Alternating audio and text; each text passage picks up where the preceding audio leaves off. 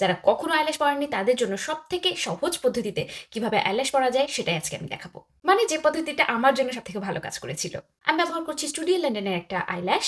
কিন্তু এখানে একটা কথা আছে, সেটা হচ্ছে যে প্রথমবার যখন আপনারা আসলে ট্রাই করতে যাবেন তখন যে কোনো আইল্যাশ দিয়ে ট্রাই করবেন।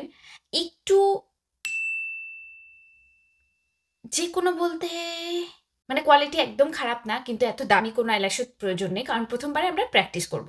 আর আমি যে পদ্ধতি দেখাচ্ছি তাতে মোটামুটি মানের আইল্যাশ হলেও চলে যাবে। আমি বলবো প্রথমবার ট্রাই করার জন্য এরকম একটা উইংড শেপের আইল্যাশ ট্রাই করতে।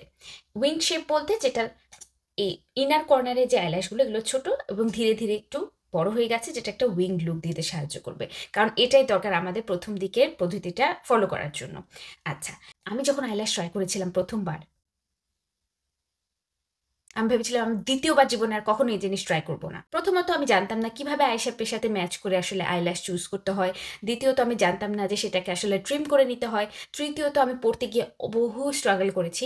তো কি গ্লু ভালো ছিল না, নাকি কোনো অবস্থাতেই সেটা আসলে বসে থাকছিল না চোখে। এরপর যখন আমি অনেক কষ্ট করে বহুত কাহিনী করে সেকেন্ড অ্যাটেম্পটা নিলাম, আইল্যাশ পরার পরে মানে যেখানে যাওয়ার কথা ছিল সেখানে যাওয়ার পর যদি সে আইল্যাশ খুলে যায়, আবারও পণ করলাম যে আর আমি আইল্যাশ পড়ছি না। কিন্তু কেন যেন এরকম এক্সপেরিয়েন্স অনেকদিন হয়ে গেলে সেটা একটু স্মৃতি থেকে দুর্বল হয়ে যায়। এ কারণে তারপর আমি ভুলে গিয়েছিলাম। এজন্য আমি আবার ট্রাই করি। কিন্তু ৩ বারের বার যে আমি ট্রাই করেছি, থ্যাংক গড আমি করেছিলাম।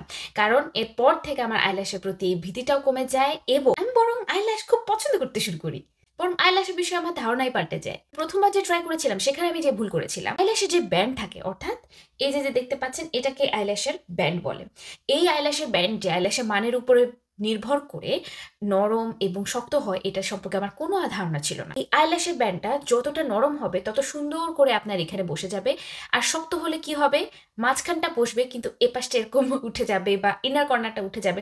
কোনো অবস্থাতে খুব সহজে আপনি সেটাকে বসাতে পারবেন না। তাই ভালো আইল্যাশের একটা অন্যতম বৈশিষ্ট্য হলো নরম ব্যান্ড। কিন্তু যেহেতু আমি আপনাদেরকে বলেছি যে খুব দামি কোনো আইল্যাশ দিয়ে ট্রাই করতে হবে না, মোটামুটি মানে আইল্যাশ হলেও চলবে। সেক্ষেত্রে আপনারা যেটা করবেন সেটা হচ্ছে এটাকে এভাবে করে কতক্ষণ ফ্লেক্সিবল করে নিতে হবে, যেন আইল্যাশের ব্যান্ডটা যদি শক্ত থেকেও থাকে সেটা যেন নরম হয়ে যায়। দ্বিতীয় যে ভুলটা আমি করেছিলাম, আমি পুরো আইল্যাশটাকে আমার চোখের উপরে বসানোর চেষ্টা করেছি। ফলস্বরূপ আমার ড্রুপি চোখ আরো বেশি ড্রুপি দেখাচ্ছিল। এবং তৃতীয়ত, যেহেতু আমি আসলে আমার নিজেকে আইল্যাশে দেখে অভ্যস্ত না, আমার কাছে মনে হচ্ছিল একটু ওভার ড্রামাটিক লাগছে, যদিও সেটা খুবই সিম্পল একটা আইল্যাশ ছিল। কারণ আমরা যেটা করবো, আমাদের এই পুরো স্ট্রাগলটাকে কেটে 50% নিয়ে আসবো। আইল্যাশটাকে আমরা কেটে অর্ধেক করে ফেলবো। তো এটাই আমি মাঝখান দিয়ে কেটে ফেলছি। কাটার পরে আমাদের কাছে এখন দুটো পিস আছে। এখন আমরা কোন পিসটা নিব? আমরা নিব ছোট পিসটা। এখন আমি আইল্যাশ গ্লু নিব। আইল্যাশ গ্লু যখন অ্যাপ্লাই করব তখন সব থেকে বেশি ইম্পর্টেন্ট হচ্ছে একদম ইনার কর্নারে এবং আউটার কর্নারে সব থেকে বেশি পরিমাণে অ্যাপ্লাই করা, এবং মাঝখানে তো অবশ্যই মাঝখানে ব্রাশ করা। একটুখানি অপেক্ষা করব, কিন্তু আমি ফু দিব না। ফু দেওয়াটা আসলে খুবই বাজে অভ্যাস। এখন যতক্ষণ গ্লু শুকাবে আমি কি করব, আমি আইল্যাশটা কার্ল করে নিব। আমি এটা বেনিফিটের রোলার ল্যাশ মাস্কারা ব্যবহার করছি। এটা আমার কাছে খুব ভালো লাগে, আমার ল্যাশের জন্য খুবই ন্যাচারাল একটা লুক দেয়। আমার ৪ নম্বর ভুল ছিল, আমি অ্যাপ্লাই করার সময় যত ভিডিও দেখেছিলাম সব ভিডিওতে বলেছিল নিজের দিকে তাকে অ্যাপ্লাই করতে। কিন্তু আমি কি করেছি, আমি সরাসরি তাকে অ্যাপ্লাই করার চেষ্টা করেছি এবং এই কারণে আমার দ্বিগুণ স্ট্রাগল করতে হয়েছে। তাই আমি যখন বলছি অ্যাটলিস্ট আপনারাই ভুল করবেন না, নিচের দিকে তাকিয়ে অ্যাপ্লাই করুন। আয়নাটাকে এরকম নিচের দিকে ধরছি,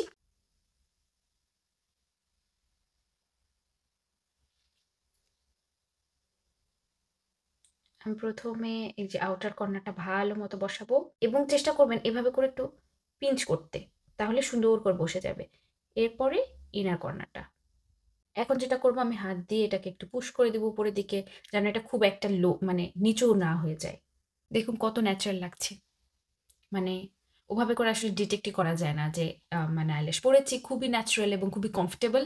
কারণ আমরা যখন প্রথম দিকে আইল্যাশ পরি তখন আইল্যাশ পরলে যে একটু উপরের দিকে থেকে একটা ছায়ার মতো পড়ে, অর্থাৎ মনে হয় যে চোখের উপরে কিছু আছে, এই ফিলিংটাও এই পদ্ধতিতে কম হয়। এখন আমি পুরোটাই পারি সেটাও আমি আপনাদের সাথে শেয়ার করব, কিন্তু আমার উদ্দেশ্য ছিল যে আপনাদের একটু হলেও আগ্রহটা জাগানো, এবং আপনারা আমাকে অবশ্যই জানাবেন যে এই পদ্ধতিটাতে আপনাদের মনে একটুখানি হলেও আগ্রহ জন্মেছে কিনা আইল্যাশ ট্রাই করার জন্য।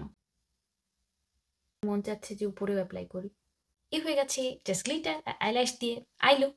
এই ছিল আজকে আমার আপনাদেরকে আইল্যাশ পড়ার উৎসাহ দেওয়া ভিডিও। যদি এটা আপনাদের কাছে ভালো লেগে থাকে অবশ্যই আমাকে কমেন্ট সেকশনে জানাবেন, এবং এর পরবর্তীতে আমি জানি আপনারা কি ভিডিও চান, সেগুলো নিয়ে আমি খুব তাড়াতাড়ি আসছি। ও ফাইনালি আমি আমার ক্যামেরা পেয়েছি এবং আমার যে সেটআপ দরকার ছিল সেটাও পেয়েছি। আমি আর দেরি করব না। আশা করি খুব তাড়াতাড়ি আপনাদের ভিডিওগুলো নিয়ে আসব।